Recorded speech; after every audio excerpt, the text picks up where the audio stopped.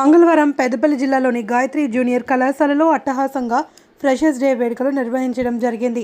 గాయత్రి విద్యా సంస్థల చైర్మన్ అల్లెంకి శ్రీనివాస్ మరియు గాయత్రి విద్యానికేతన్ కరెస్పాండెంట్ అల్లెంకి రజనీ శ్రీనివాస్ జ్యోతి ప్రజ్వలన చేసి కార్యక్రమాన్ని ప్రారంభించారు.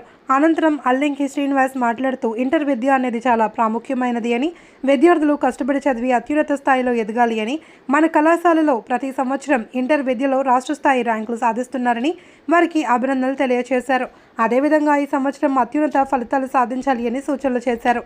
అదేవిధంగా అల్లెంకి రజనీ శ్రీనివాస్ మాట్లాడుతూ ఓ శిలను శిల్పి ఏ విధంగా తన నైపుణ్యంతో శిల్పంగా మారుస్తాడో అదేవిధంగా గురువులు విద్యార్థులను అన్ని రంగాల్లో నైపుణ్యం ఉన్న వ్యక్తులుగా తయారు చేస్తారు. కాబట్టి గురువులు చెప్పినట్లుగా సక్రమంగా నడుచుకుని భవిష్యత్తులో ఎదగాలి అని సూచనలు చేశారు.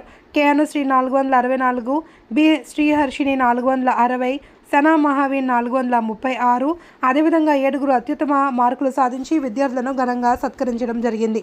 ఈ కార్యక్రమంలో ప్రిన్సిపల్ కుమార్ మరియు ఉపాధ్యాయ బృందం తదితరులు పాల్గొన్నారు. గాయత్రి జూనియర్ కళాశాల freshers day party Aryavaishya Bhavan పెద్దపల్లిలో నిర్వహించబడుతుంది.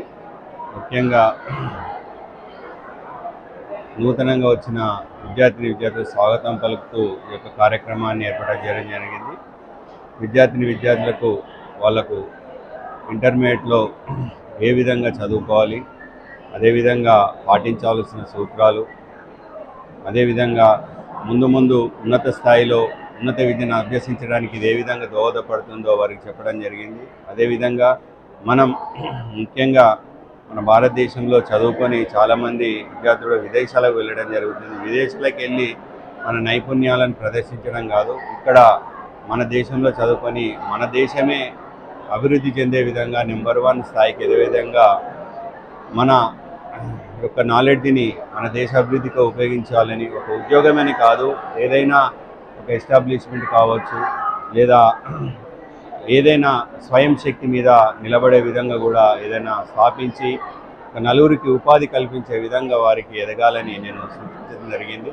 అదే ఈ యొక్క సందర్భంగా వారందరూ కూడా మంచి చదువుకొని ఉన్నత విద్యలో చదువుకొని మంచిగా స్థిరపడాలని వారికి సూచనలు ఇవ్వడం జరిగింది. ఈ యొక్క కార్యక్రమానికి విద్యార్థులు ఎంతో ఉత్సాహంగా పాల్గొనడం జరిగింది.